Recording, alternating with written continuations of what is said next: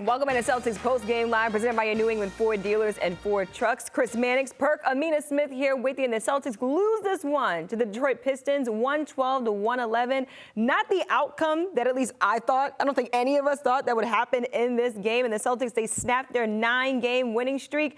Perk, what did you take away from watching the Celtics play the lowly Detroit Pistons in this matchup?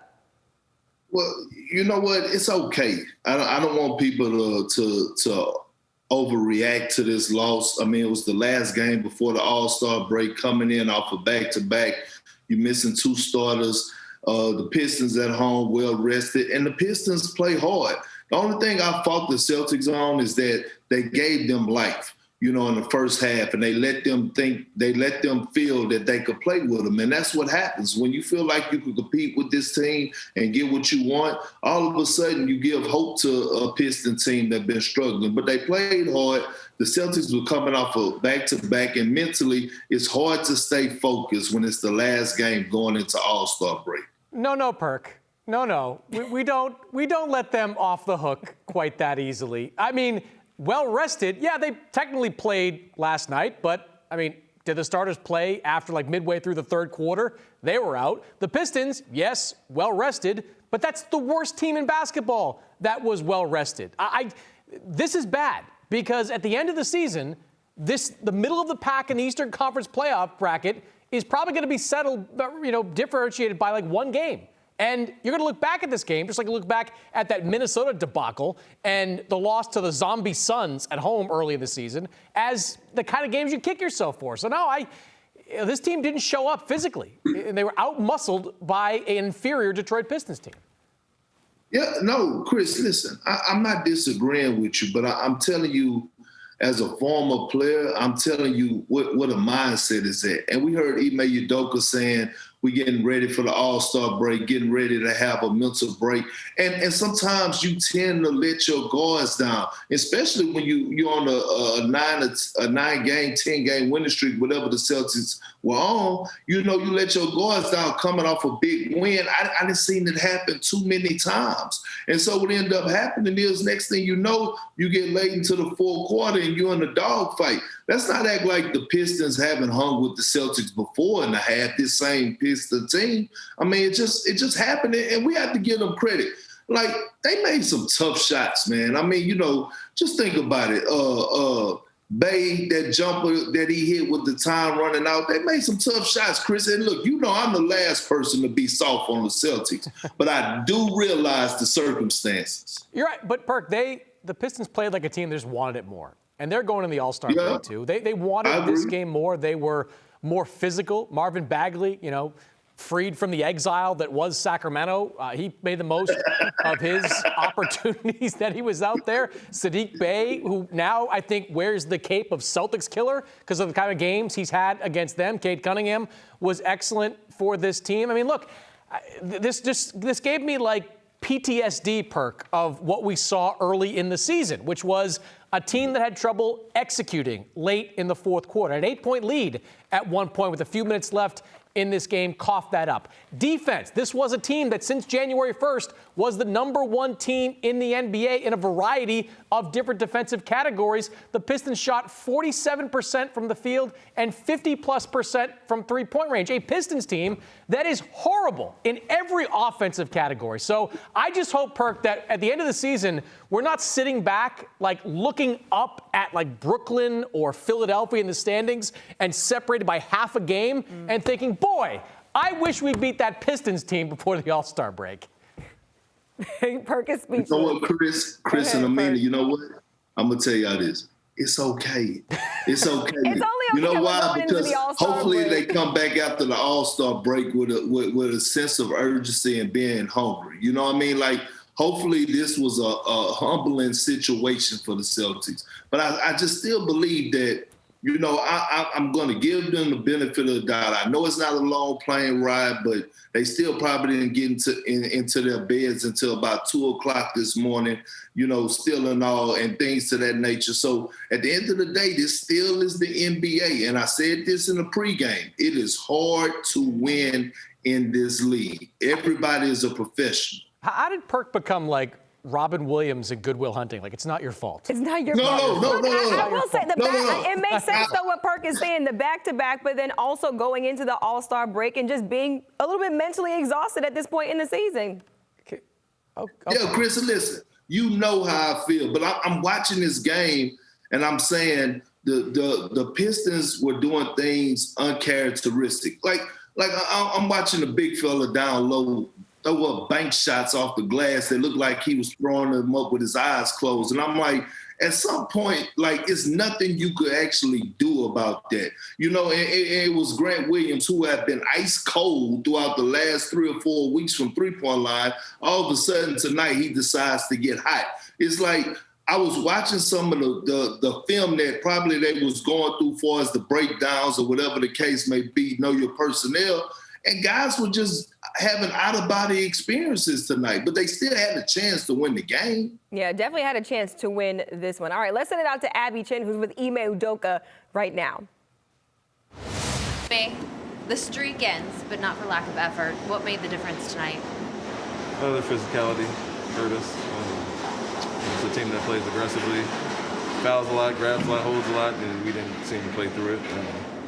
You know, first half offensive struggles a little bit. We guarded well enough the first half, and then it kind of flipped in the second half where we started scoring but didn't, you know, gave up a 36-point third quarter. So I felt we didn't match their physicality overall, and that's kind of what stood out to me. And, you know, 18 offensive rebounds, 17 second chance points. That's what they do. I mean, you were down 2 starters. Did you like the look that Jason got on that final possession? It's decent. You'd like them to get downhill a little bit. We had a few options out of it to, you know, hand it off if they switched. They didn't end up switching, but decent look. I mean, you know, he was missing some easy ones early in the night. Like I said, I felt overall they did a good job staying in front, physicality, using their length. We didn't attack it as aggressively as we should have at times. You told us pregame you plan to spend at least part of the break reflecting. How will you look back on that 9-game win streak? You know, a lot of positives, obviously. This one will leave a sour taste with not defending at the level we had been, and offensively felt like it wasn't as crisp or clean, especially in the first half. So we look back at that game and see what we could have done better in this game. But overall, so congrats to the guys. You know, it wasn't for a lack of effort, like you said, but just our execution overall on both sides of the ball wasn't great tonight. Ime, thank you. Enjoy the break. Thank you. Let's bring in Scal, who's inside of TD Garden. And Scal, you heard Ime Udoka talk about it right there. The physicality in this game, just where did that impact the Celtics in this matchup?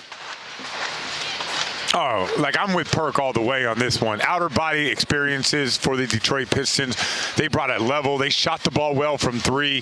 The only thing I'm with Chris Mannix on is this. When Tatum had that crossover, went to the basket, had the dunk, you know, Dwayne Casey called timeout, and the Celtics could have took it up another notch, and we have been seeing them come out of the timeout, you know, make plays, but, you know, the Pistons kind of took over from that moment on. But this was one of those games where the Pistons earned this win. This is the NBA, and they remember the butt kicking they got just the other day in Detroit, and it was embarrassing. And Jason Tatum was up there strutting 19 points in that third quarter. So to me, this is the NBA with 2 guys out. This was a very difficult game to win for the Celtics once you saw the physicality that the Pistons were playing with. It's like I'm in the Twilight Zone here. Like, you guys are just letting them off the hook for how they played there. Like, I mean, the Kelly Olynyk. Hold on, Scal. Like the Kelly Olynyk revenge game. Like we're like. And we joked about that in the pregame show. I think he had 0 points on Monday. The Celtics got absolutely clobbered on the glass. That's effort. That's physicality and effort that we didn't see from them tonight. That's also workload on your legs from coming off a back-to-back. That's also Kelly Olynyk playing his former team, getting gassed up every time you play him, Chris Mannix. Every time you play your former team, you want to do well. This is what I'm saying. He's had like 5 former teams. He's had like 5 former teams in the last few years. But listen, this is what I'm trying to tell you.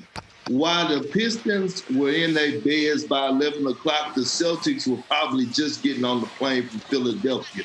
I'm not making no excuses. I'm telling you how it goes. And as far as the workload, when you see activity, you see effort, you see offensive rebounds, you know why? Because sometimes you feel like you're running in quicksand. Now, I was always running in quicksand, whether it was back-to-backs or not. But I'm saying your legs are just not there all the time. So, Scal, how much might that have to do with it? Go ahead, Scal. And to add to it, you're a shorthanded Rob, so everyone's got to play a little bit up out of their position. Pistons, they got to play a little bit harder. It's the Pistons, though. It's the Pistons. You weren't here, man. I'm telling you. Oh, I wasn't there? Okay, I have eyes. I can watch on yeah. TV. It's the Pistons, Scal. If they had lost to Miami like this, it's a 12-win Pistons team. We're not talking about a contender. It was... But you're making it out to being like the Celtics lost to the Pistons. There's like what Perk is saying. There's so much more into it. You're shorthanded already. You think the Celtics would have been out rebounding if Rob Williams was out there? No shot. So there's a lot of things that go into it. I'm not sitting here making excuses. I'm just trying to tell you that like the Celtics right now red hot, and then the Pistons where they're at. Like it's not as big of an upset as you're trying to make it. Okay, Marvin Bagley was in like witness protection in Sacramento for the last 2 years. And he comes out there and get out physical with the Celtics. What are we talking about here, Scout? Honestly, right now.